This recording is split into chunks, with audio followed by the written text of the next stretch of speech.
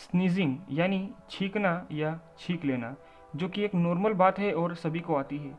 लेकिन कई लोग कई बार जब छींक आती है तो उसे फोर्सफुली यानी कि ज़बरदस्ती रोक देते हैं, जिससे कि कई सारी प्रॉब्लम्स हो सकती है। जैसे पहली, कान का पर्दा फटना।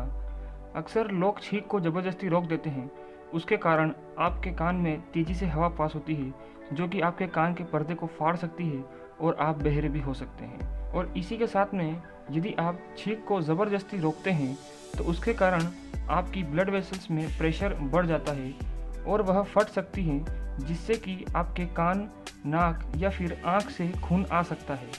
तो दोस्तों, इन्हीं कारणों से कभी भी छींक को ज़बरदस्ती या फिर फोर्सफुली रोकना नहीं चाहिए।